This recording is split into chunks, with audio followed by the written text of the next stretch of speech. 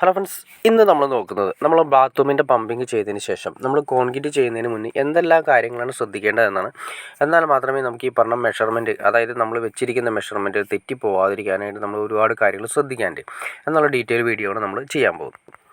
നമ്മൾ ഇവിടെ കൊടുത്തിരിക്കുന്ന കൺസീലർ ഫ്ലഷാണ്. അപ്പോൾ അതിൻ്റെ 4-5 പൈപ്പ് എല്ലാം തന്നെ ഫ്ലോറിലൂടെയാണ് പോകുന്നത്. ഫ്ലോറിലൂടെ പോയതിന് ശേഷം നേരെ പുറത്തേക്കാണ് കൊണ്ടുപോകുന്നത്. അപ്പോൾ നമ്മൾ കറക്റ്റായിട്ട് അത് ഉറപ്പിച്ചിട്ടില്ലെങ്കിൽ അതിൻ്റെ മെഷർമെൻറ്റ് തെറ്റിപ്പോകാനുള്ള ചാൻസസ് കൂടുതലാണ്. ആദ്യമേ തന്നെ നമ്മൾ നോക്കേണ്ടതെന്ന് വെച്ചിട്ടുണ്ടെങ്കിൽ ഈ പൈപ്പുകളെല്ലാം തന്നെ കറക്റ്റ് ചെയ്ത്, അതായത് താഴെ ഉറപ്പിക്കണം. അത് നമ്മൾ താഴത്തെ ഫ്ലോറിലെ ബാത്റൂം ആണെങ്കിൽ നമുക്ക് പ്രശ്നമില്ല, മണ്ണിട്ട് ക്ലിയർ ചെയ്യാം.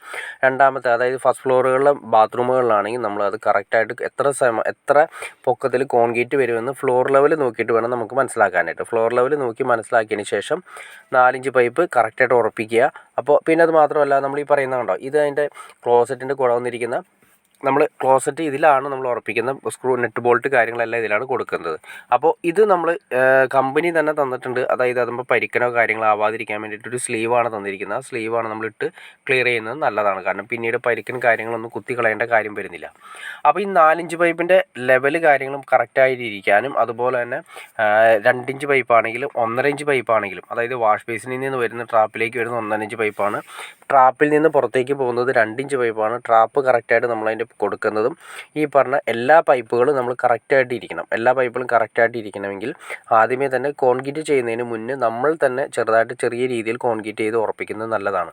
എല്ലാവരും സാഡിൽ ക്ലാമ്പ് കാര്യങ്ങൾ അടിക്കാൻ ശ്രമിക്കാറുണ്ട്. ക്ലാമ്പ് കാര്യങ്ങൾ ഫസ്റ്റ് ഫ്ലോറിലുള്ള ബാത്റൂമുകളിൽ അടിക്കാതിരിക്കുന്നതാണ് ഏറ്റവും നല്ലത്. കാരണം ഫിഷറോ കാര്യങ്ങളോ നമ്മൾ ചെയ്യുന്ന സമയത്ത് ബാത്റൂമിൻ്റെ താഴേക്ക്, അതായത് ഇത് എന്തായാലും മുകളിൽ ബാത്റൂം ആയിരിക്കുമല്ലോ, അപ്പോൾ താഴെ റൂമുകൾ കാര്യങ്ങളൊക്കെ ഉണ്ടാവും. അപ്പോൾ ഫിഷർ ചെയ്യുന്ന സമയത്ത് എന്തായാലും ഒരു 2 ഇഞ്ചോ 3 ഇഞ്ചോ ഡ്രിൽ ബിറ്റ് താഴേക്ക് ഇറങ്ങി പോകാനുള്ള ചാൻസസും, അതുപോലെ തന്നെ എന്നാൽ മാത്രമേ നമുക്ക് ഡ്രില്ല് ചെയ്ത് ഉറപ്പിക്കാനും സാധിക്കുകയുള്ളൂ. അപ്പോൾ അത്രയും നമ്മൾ താഴേക്ക് അടിച്ചിറക്കുന്ന സമയത്ത് ഭാവിയിൽ ലീക്ക് വരാനുള്ള ചാൻസസ് കൂടുതലാണ്. അപ്പോൾ ഒരിക്കലും സാഡിൽ ചെയ്യാതിരിക്കുക, അതായത് ക്ലാമ്പ് ഡ്രില്ല് ചെയ്ത് ഉറപ്പിക്കാതിരിക്കുക.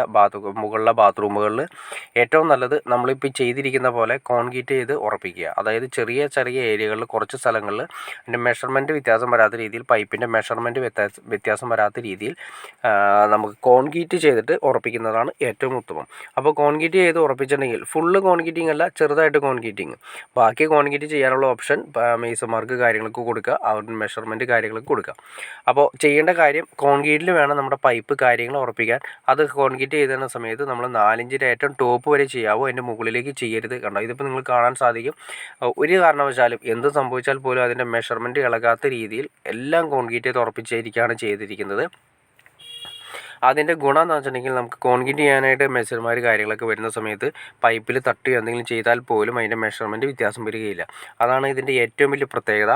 പിന്നെ നമ്മൾ ഈ കൊടുത്തിരിക്കുന്ന പൈപ്പുകൾ, അതായത് ഫ്ലഷിലേക്കാണെങ്കിലും എല്ലാ സ്ഥലത്തേക്കും നമ്മൾ കൊടുത്തിരിക്കുന്ന പൈപ്പുകൾ പരിക്കൻ വെച്ച് അടച്ച് നല്ല ടൈറ്റ് ചെയ്യണം. കാരണം വെച്ചിട്ടുണ്ടെങ്കിൽ നമ്മൾ ഈ പറഞ്ഞ രീതിയിൽ ആംഗിൾ കോക്ക് കാര്യങ്ങളൊക്കെ ഫിനിഷിങ് ചെയ്യുന്ന സമയത്ത് ആടി കളിക്കാനുള്ള ചാൻസസ് കൂടുതലാണ്. അതായത് നമ്മൾ ആംഗിൾ കോക്ക് തിരിക്കുന്ന സമയത്ത്, ടാപ്പുകൾ തിരിക്കുന്ന സമയത്ത് അതിൻ്റെ മൊത്തം സെറ്റ് കിടന്ന് അതിൻ്റെ ഉള്ളിൽ കിടന്നിട്ട്, ടൈലിൻ്റെ ഉള്ളിൽ കിടന്ന് ഇളകാനുള്ള ചാൻസസ് കൂടുതലാണ്. അപ്പോൾ ടൈലിൻ്റെ ഏരിയകളിലെല്ലാം തന്നെ, ടൈലിൻ്റെ ഏരിയയിൽ നമ്മുടെ ഫിറ്റിങ്സുകൾ വരുന്ന ആംഗിൾ കോക്ക് കാര്യങ്ങളൊക്കെ വരുന്ന ഏരിയകളിൽ നന്നായിട്ട് പരിക്കം വെച്ച് ടൈറ്റ് ചെയ്തിട്ട് വേണം നമുക്ക് കോൺക്രീറ്റിനാണെങ്കിലും ടൈൽ ഒട്ടിക്കാനാണെങ്കിലും വിട്ടു കൊടുക്കാനായിട്ട്. അല്ലെങ്കിൽ ഈ പറഞ്ഞ രീതിയിൽ പ്രശ്നങ്ങൾ വരും. അതിൻ്റെ അകത്ത് കിടന്ന് ടൈലിനുള്ളിൽ കിടന്ന് ഇളകി കഴിഞ്ഞാൽ ഭാവിയിൽ അവിടെ ലീക്ക് വരാനുള്ള ചാൻസസ് കൂടുതലാണ്. അപ്പോൾ ഓക്കെ ഫ്രണ്ട്സ്, നിങ്ങൾക്ക് ഈ വീഡിയോ ഉപകാരപ്പെട്ടെന്ന് ഞാൻ വിചാരിക്കുന്നു. ഇനി എന്തെങ്കിലും ഡൗട്ട്സോ കാര്യങ്ങളോ ഉണ്ടെങ്കിൽ തീർച്ചയായിട്ടും കമൻറ്റ് ചെയ്യാൻ മടിക്കരുത്, ഷെയർ ചെയ്യാനും മടിക്കരുത്, സബ്സ്ക്രൈബ് ചെയ്യാനും മടിക്കരുത്.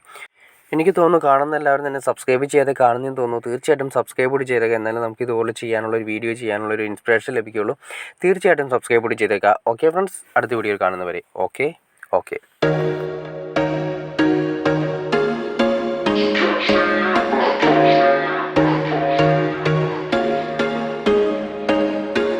There was once a day that I would pray for you.